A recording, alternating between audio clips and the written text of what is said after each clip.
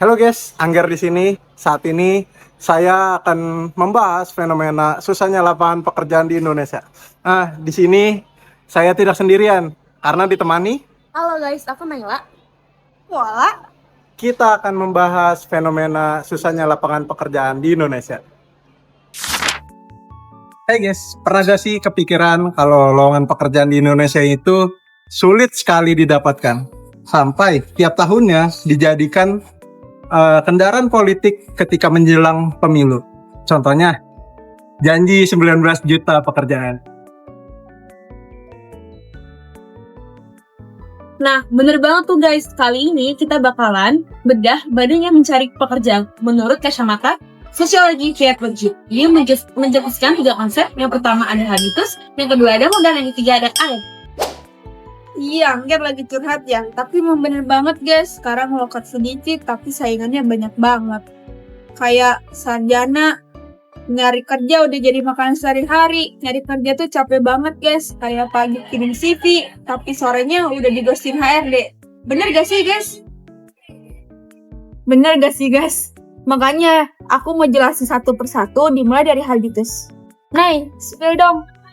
Gampangnya, habitus itu merupakan mindset atau doktrin yang sudah tertanam dari orang tua kita sejak kita kecil. Contohnya seperti sekolah yang tinggi ya nak, supaya nanti kamu bisa mendapatkan pekerjaan yang enak dan gaji yang besar. Wah, bener banget tuh. Terkadang kalau nilainya jelek, orang tua biasanya langsung mengingatkan untuk memperbaiki nilainya, supaya untuk ketika kita sudah lulus mendapat pekerjaan yang baik dan gaji yang lumayan. Nah, ternyata secara tidak langsung otak kita meriset dan menanamkan kalau kesuksesan itu harus berpakaian rapi dan bekerja di kantoran dan gaji di tiap bulannya. Nah, dari situ jadi habitus bentuk. Dari awal mindsetnya diterapin gimana caranya kita jadi karyawan, bukan jadi pecinta lapangan kerja. Jadi pas lulus otak kita udah disetting gimana caranya kita punya pekerjaan. Ya jelas lah. Orang tua kita memang gak pernah salah. Zaman sekarang, memang banyak orang itu menjadi tempat yang valid untuk pekerjaan. Zaman sekarang sudah berubah, otomatisasi yang meluas, sedangkan meski kita itu masih stuck di situ aja. Oke, sekarang kita akan bahas konsep yang kedua, yaitu modal.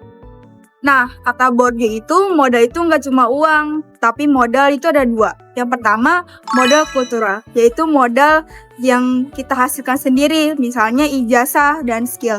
Yang kedua, modal sosial, yaitu relasi dan pertemanan kita. Nah, kira-kira kita ini lagi ngumpulin gimana mempunyai modal tersebut di kuliah ini. Tapi masalahnya, gimana sih cara pakainya? Masalahnya modal yang kita bangun terkadang hanya untuk saling sikut memperebutkan lowongan pekerjaan. Dan gue sendiri sadar, modal kultural yang gue miliki hanya sekedar skill editing dan desain. Dan modal sosialnya berupa relasi dari organisasi yang gue ikuti. Dan sedihnya, modal ini terkadang hanya untuk memperebutkan lowongan pekerjaan dan kekosongan di suatu perusahaan. Dan mirisnya, ini direbutkan oleh ratusan orang untuk mendapatkan posisi tersebut.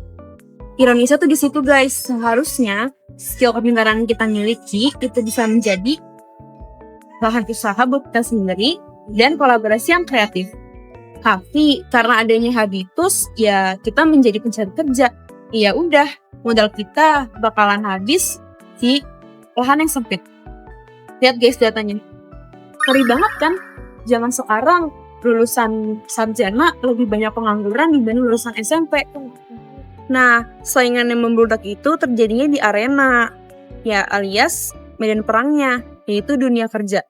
Di Indonesia, arenanya sangat amat brutal, seperti pelamar yang jutaan, kursi yang sedikit, dan aturan yang gak transparan. Temen gue yang pinter aja, lulusan terbaik, ketika melamar pekerjaan, ia kalah sama orang yang punya skill biasa aja. Terus juga ternyata orang itu mengandalkan koneksi atau orang dalam.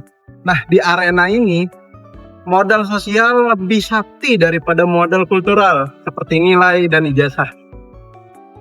Udah gitu, tiap tahunnya banyak lulusan baru tapi lapangan pekerjaan formal cuma segitu-segitu aja. Akhirnya banyak sarjana yang mengambil pekerjaan yang diperuntukkan untuk lulusan SMA.